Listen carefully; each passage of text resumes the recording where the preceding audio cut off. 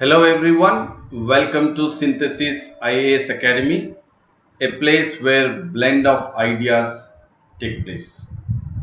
About me, I am Sandeep Bhushan Thumala and my credentials are I have 10 years of teaching experience for civil services. I teach international relations and internal security, daily analysis of the Hindu newspaper as well as the in-depth analysis of editorials and articles. And certainly this session will guide you to crack prelims and mains examination, because throughout my session I would be emphasizing on the keywords and the key phrases which would be certainly useful for you all, so that you can identify the preliminary questions, and also by imbibing the keywords and the key phrases your preliminary exam would be definitely having an edge over others, and also in regards to the mains examinations, that is in regards to the answer writing. So definitely for mains and also preliminary examinations, my session that will definitely guide you to crack prelims and mains both for 2020 as well as 2021. So we will get into today's topic, and today's topic is National Program for Civil Services Capacity Building. It is National Program for Civil Services Capacity Building. It is also called as Mission Karma Yogi. So we will look into the entire Mission Karma Yogi, and the topic I would be focusing is that we will get into the subtopics of the Mission Karma Yogi, that is the National Program for Civil Services Capacity Building. I will focus at the background or the importance of the civil services, and also about Mission Karma Yogi, the salient features of the mission, aims of the mission, objectives of the mission, and the core guiding principles of the Mission Karma Yogi. And along with these, we will also focus on the Public Human Resource Council and also the special purpose vehicles. So do watch this video throughout this session or till the end of this session, because you will be certainly benefited by the topics or the top subtopics I would be covering for the prelims as well as mains examinations. So do follow this session completely. And now we'll look into the background or the importance of the civil services. Definitely you all as a civil servant aspirants and as a would-be bureaucrats, you certainly know the capacity of the civil services, and certainly the civil services play a vital role in rendering a wide variety of services, and they play a vital role in implementing welfare programs, and certainly the civil services play a performing core governance functions. So definitely the capacity of the civil services do have a vital role, and this is the background. And further we will look at that what is that the government is proposing to have a transformational change. So certainly the government wants a transformational change in the civil services capacity, and that is being proposed to make sure that the transformation will organically link the work culture, the strengthening of public institutions, and also adopting of the modern technologies, so that the civil service capacity will ensure efficient delivery of the services to the citizens of India. So definitely there is a proposed transformational change in the civil services capacity, wherein the civil services plays a vital role in delivering the services to the citizens of India, and that has to be organically linking the transformation in regards to the culture, and also strengthening the public institutions and adopting the modern technology. So this is the background which I would be definitely having an importance before we get into the knowing about the Mission Karma Yogi. And now we'll get into the Mission Karma Yogi, which is being changed, and it has been chaired by the Prime Minister, that is Narendra Modi, and it has been launched as a national program for civil services capacity building. So it is a capacity building for the civil services, and certainly the civil services capacity building is a national program, and it is also called as a Mission Karma Yogi. And we will focus the institutional framework. This is a keyword. This is a keyword which you need to focus, which could be a probable question from UPSC perspective in regards to the preliminary examination point of view. The institutional framework in regards to the Mission Karma Yogi or National Program for Civil Services Capacity Building is the Prime Minister's Public Human Resource Council, PHRC, and the Capacity Building, CBC, and the third is the Special Purpose Vehicle, which will be act as a owning and operating the digital assets of the entire platform, that is in regards to the Mission Karma Yogi. And you will also have the institutional framework. The fourth one is coordinated unit, which is headed by the cabinet secretary. So the institutional framework is the keyword which is pertaining to the Mission Karma Yogi. So please do keep it in mind. This is very useful for prelims as well as mains examinations. And now we will focus at the salient features of the Mission Karma Yogi. So definitely the Mission Karma Yogi or the National Program for Civil Services Capacity Building has been definitely designed to lay the foundation for the capacity building for the civil servants. So the importance is the capacity building. It's for civil services, and the civil services or the civil servants, so that they remain intact. They remain intact, that the Indian culture and the Indian sensibilities will always be connected in their roots while they are delivering the services to the Indian citizens. And while they are delivering the services to the citizens of India, they would learn the best from the best institutions and practices across the world.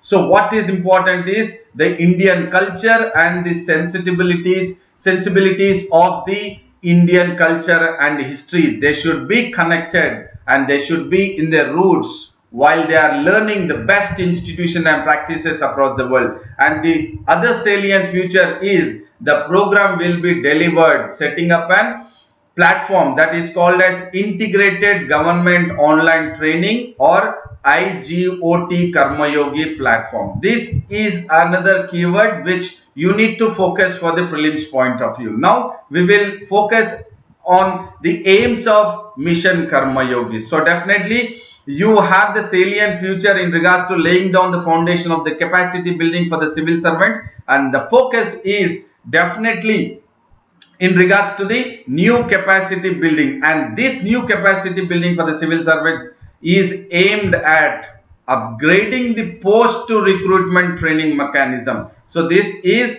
post to recruitment training mechanism. So this is the keyword which you need to focus. Keep it in view that on this base there could be a question frame. So the aim, the importance of the capacity building scheme is to make sure that it upgrades the post to recruitment. That means once the civil servant is been recruited for the civil services, then the training mechanism. So this is in regards to the training mechanism for all the officers and employees, and this is the biggest bureaucratic reform initiative. Another keyword, it is a biggest bureaucratic reform initiative, that is Mission Karma Yogi, and it is aimed at upgrading the post recruitment training mechanism, and it is also aiming to prepare the Indian civil servants for the future, so that they would be more creative, constructive, imaginative,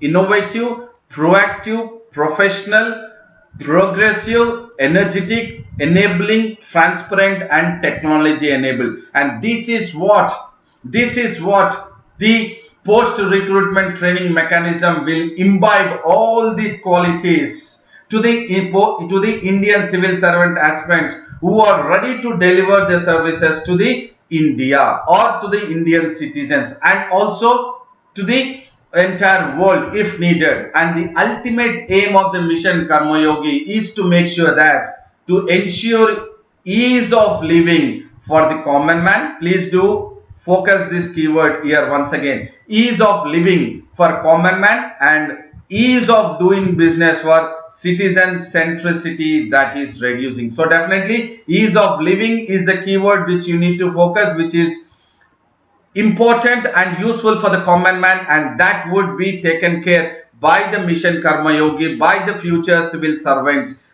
by making sure that there is a new capacity building scheme, and that is the ease of doing business even for the citizen centricity.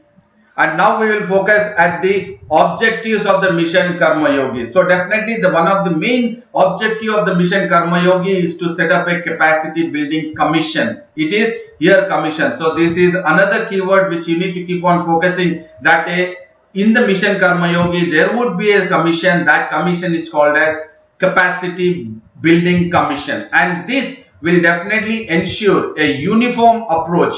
Definitely a commission will be having a uniform approach in regards to managing and regulating the capacity building ecosystem. This is another keyword which you need to focus once again. So the commission will ensure a uniform approach in managing and regulating the capacity building ecosystem, so that there would be collaborative and co-sharing basis. And now we will look at the role of the commission, that is capacity building commission, which is the major objective of the mission Karma Yogi, and the role is to assist the PM Public Human Resource Council. As we discussed, this is the institutional framework. Out of the 4 institutional framework, one of the institutional framework is Prime Minister Public Human Resource Council.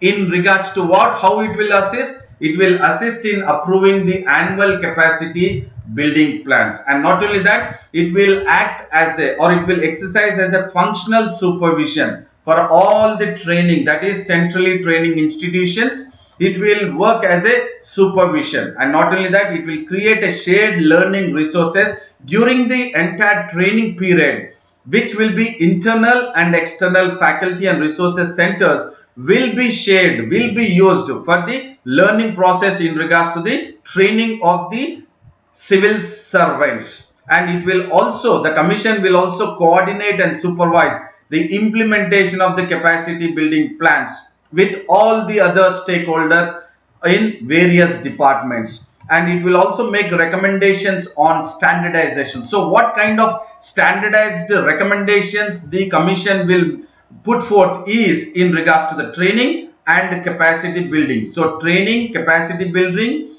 and also in regards to the pedagogy and the methodology of the training and the shared learning experience across the central training institutions for the civil servants.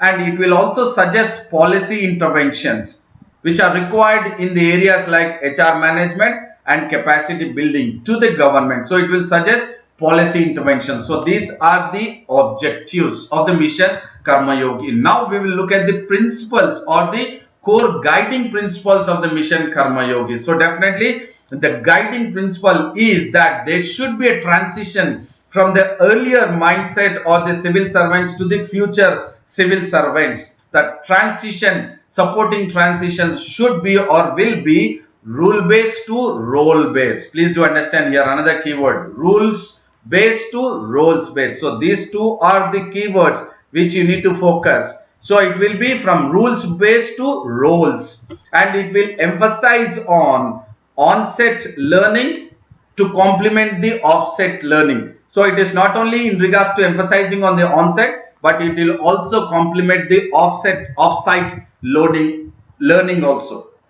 So it is on-site learning and off-site learning. And definitely the principle of mission Karma Yogi is to create an ecosystem wherein that ecosystem will have a shared training infrastructure. So it will have an infrastructure wherein the entire training infrastructure can be shared, so that the learning materials, institutions and personnel can go ahead with sharing the infrastructure which is being provided to the civil servants in the training institutions. And it also makes sure that it calibrates all the civil services positions to a framework of roles, activities and competencies approach. So you will have one approach, and that approach is FRAC approach.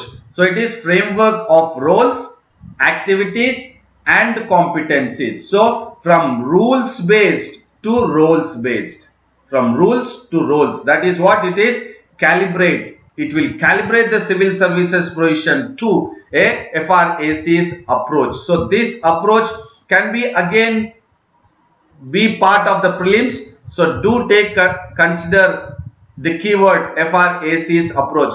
Which among the following statements are incorrect in regards to the FRAC's approach for civil services provisions in regards to the Mission Karma Yogi? It is framework of roles, activities and competencies. And the principle, other principle is to make sure that there would be, or they would definitely create an opportunity so that there would be a continuously building and strengthening of behavioral, functional and domain competencies in civil servant aspirants, so that there would be self-driven and mandated learning paths. So definitely it will be self-driven and mandated learning paths to the civil servant. So it would be behavioral, functional and domain competencies apart from FRAC's approach. And definitely the principles will encourage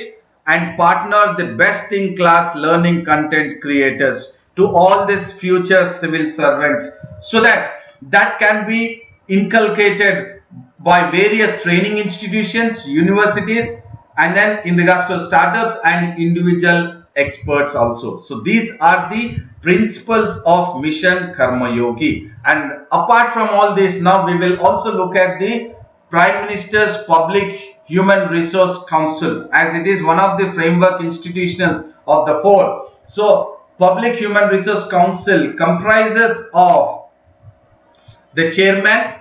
It is headed by a chairman, that is, you will have the Honorable Prime Minister. You will have the Honorable Prime Minister, the chairman, and that is the Public Human Resource Council will serve as an apex body for strategic direction to the civil services reform and capacity building. So ultimately this is a civil service reforms in civil services. It is Mission Karma Yogi is reforms in civil services and capacity building. So keywords, civil services reforms and the capacity building are the two keywords which wherein the Public Human Resource Council will act as a apex body to provide the strategic direction for the civil services reforms and capacity building under the chairmanship of the Honorable Prime Minister of India. And you'll also have the union ministers, along with that the chief ministers and eminent public HR practitioners, and then various thinkers and global thought leaders and public service functionaries will also be part of the members of the apex body of Public Human Resource Council. So do consider again this keyword also. And these keywords are not only just for preliminary perspective for UPSC, but also mains point of view, because you can add them in your short notes while you are preparing for the answer writing for the mains. Now we will focus on the special purpose vehicle. So there would be a special purpose vehicle, and this special purpose vehicle SPV will govern the I Got Karma Yogi platform, which I was talking in regards to that the program, the salient feature is that the program will be delivered by setting up an integrated government online training platform. So it is an integrated government online training Karma Yogi platform. So the special vehicle, purpose vehicle will govern the integrated government training program, Karma Yogi platform. This will act as a SPV, and it will be set up under section 8 of which act? Of the Companies Act 2013. And this is a keyword which you need to focus again for prelims. UPSC perspective. And this SPV is a not for profit company, and it will own and manage the entire iGot Karmayogi platform. And this will create and operationalize the content marketplace and manage key business services for the platform, which will deliver the entire mission Karmayogi, wherein it will be related to the content validation.